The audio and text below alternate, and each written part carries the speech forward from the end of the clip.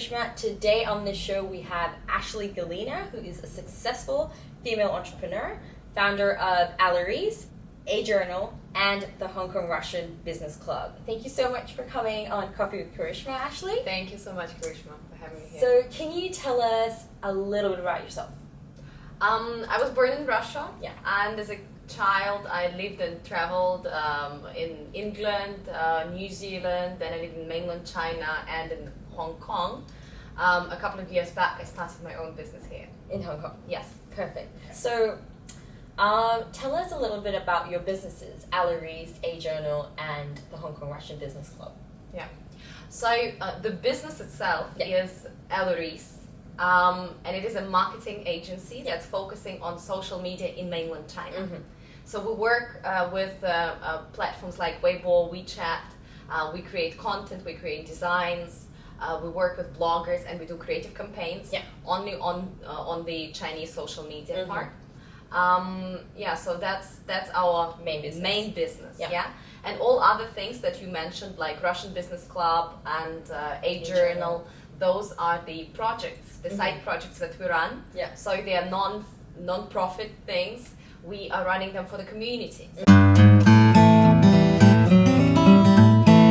What are the things that you're most proud of in your career or in your business? Something that you feel, I'm so happy I've done this. And I'm really happy I've done this with Alarice. Yeah. I'm very proud that we are having a successful business. Yeah.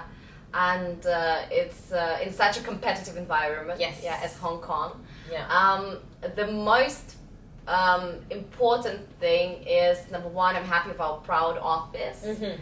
Our happy office, sorry. Yeah, and amazing people, amazing environment. It's a truly happy office. Yeah. And number two is the fact that we work with a lot of listed big companies in Hong Kong. The big boys. The big boys. As a small firm, we're still, we got asked that a lot. How are you, such a small company, getting the big clients? My next question. So tell me about your happy office. You mentioned it's a very, very happy office. So what is it that makes it such a happy office? How have you managed to make your office such a happy place? Yeah. So I think what a lot of businesses don't realize, when people start a business just to make money. Yeah. And for me, it was never just, okay, I want to go into business to make money. Money is one component. You need to pay the wages. Yeah. You need to sustain yourself. But at the same time, for me, it was very important to work with the people I like. If I join a company as an employee, I don't really have an option. I don't choose my people, right? And I work with whoever I work, and most of the times we love each other and everything is great, but that's not always the case and not for everyone, right? But here, I could bring together the people that I truly honestly like, who are good people. We share the values, and then it just goes from there. So first you need to establish your values. Yeah. What is it you care for in a person? Yeah. What kind of, so for example, we've got 10 values. Yeah. And our biggest value in Alarice is leave each person you met better and happier than you found him. So that's be it a client, be it a person on the street, be it the cleaning lady that comes to our office, or be it whoever it is. Leave him better and happier. And then we've got 10 other values that touch on everything. Touch on put family and health first, and this is super important. Do what's right always in business. Many people compromise on that. Never compromise. Improve what you don't like. If you don't like something, change it. And we sincerely care for people. So it's not just the project, it's not just the money, but care about the people behind that project, behind that stuff. So we've got 10 values, and I wrote them down. That was the first step of establishing business. So get it clear. What are your values? And then find the people, so hire the people that agree with these values, that are good people. Yeah. You can always teach them some technical things. You can teach them to be better copywriters or better designers or whatever. You can send them to professional courses, but you can never change or teach them to be good people. That's So lovely. look in, in that direction. So find the good people, and then you work with them. Yeah. So what you do is you set up initiatives, happy office initiatives. We Yeah. are running at least 10 of them at each given time. Yeah. So happy office initiatives from our side are, we've got Friday meetings. Yeah. So there's no meetings throughout the week. We're not wasting anybody's time. Monday morning, we've got a meeting that lasts for an hour and a half. That's it. Everybody works, right? Then we've got corporate trips. So every half a year, we're going somewhere, the whole trip. Company sponsors. Just last month, we returned from Vietnam. Wow. And we stayed in an amazing Airbnb in the city center. We Yeah. spent amazing 5 days all together, from spa to restaurants to, I don't know, no shopping or whatever else. It was great. The next thing is, for example, the walk and talk meetings. Get people out of the office, let them having meetings in coffee shops, give them that flexibility, give them that freedom. Trust them, right? Another very important one, I think I should have started with that, is the transparency. We are very transparent. We've got everybody in our company knows how much money we earn, how much money comes in, how much money goes out. It's very transparent. We talk very honestly, and this is our business. Yeah. Yeah, it's not me and the team. Yeah. It's us. Yeah. That's so nice. But just hearing that, can you hear? It would entice an employee to be like, oh, this sounds like a nice, happy place. I would want to. Well, be you there. spend a third of your life at work or Yeah. more, so you better enjoy. Joy. Yeah, that's better fantastic. really enjoy it. That's really good. Okay, so let's move to the next question, which is about how did you get the big boys? Yeah. So in terms of the big boys, it took us a while to figure out what is our specialty. Mm-hmm. Yeah. So as many businesses, you start and you're short on cash. So whatever project comes to you, you take it. Yes. And we also guilty of that. We're also guilty of that. We used to take this and that and this and that, from events to public relations in Hong Kong to some design jobs to some presentation. It was just all over the place. Everything. Yeah. Yes. And the moment of truth came when we sat together and we had a workshop and we spoke about things that are playing in our strength and things that are not. And we spoke about why clients choose us, why clients come to us, and which clients do we want to have more and which clients we don't want to have anymore. Yeah. Right? And then it became just very clear.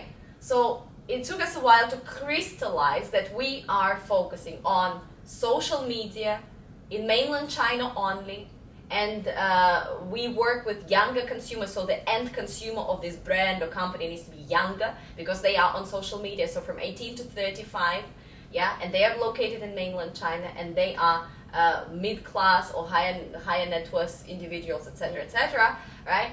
And then, okay, what are the services we are providing? 2 major platforms, Weibo, WeChat, content, then we provide bloggers and creative campaigns. That's it. So there's 3 services and 2 platforms.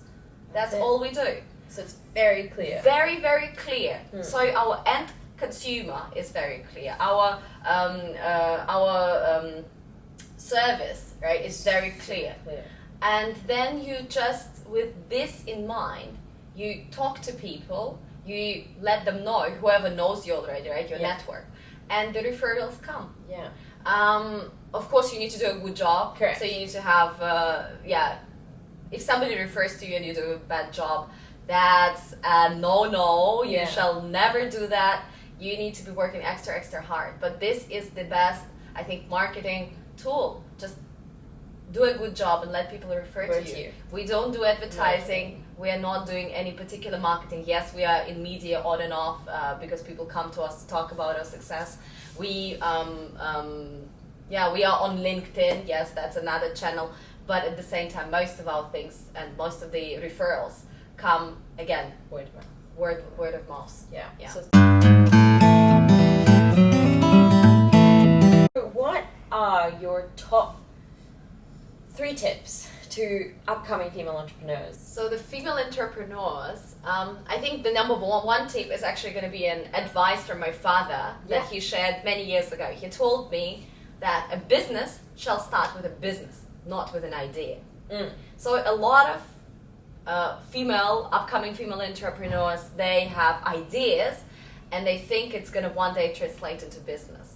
That's, in my view and experience, is not the way to start it, because ideas are worth nothing. Yes. So if somebody comes to you and says, oh my goodness, Karishma, you're so good at doing this. Can you do it for me and I'll pay you money? Then your business just started. A business must start with a business. Yeah. Very so if you're really good at baking brownies and people say, I'm going to pay you for baking those brownies, or you're really good at marketing or communicating, or you're really good at, I don't know, design, you're really good at jewelry making, whatever, people come to you and say, I would pay you to do that. Yeah. Your business just started, but not with an idea. I would like to be a parasailer and then open parasailing school. That's probably where a lot of things go wrong. Very interesting. The second tip is work with your strengths. As women, we are good with people. We're generally much better with people. We are better at, we care. We care about people. So make sure you're investing time on that. If you hire somebody, make sure you care about them. Make sure you establish outstanding human bonds with your partners or with your customers, and just play to your strengths. Make sure that you build those amazing relationships. They go far. Yeah, they go very, very far. Yeah. Amen. And the third one, just do it. Yeah. Just do it, because and also don't give up. Yeah. It's going to be difficult. You will need a support group. You would need your family on board. You would need your best friend on board. You would need to have an advice on board. Yeah, in my case, it is my husband. He's the most amazing person in the world. Hello, sweetie. Yes. So whatever I have, because it's a lot of up and downs, right? Yeah. So roller coaster as a startup entrepreneur, before the end of your third year, you're definitely going to be through a lot of emotional moments. So as a woman, women, we are emotional. So you need that support group. Yeah. So prepare for that and don't give up. If you can survive past your 3 years, and if you see the light at the end of the tunnel, just keep going. Keep going. Yeah. Don't.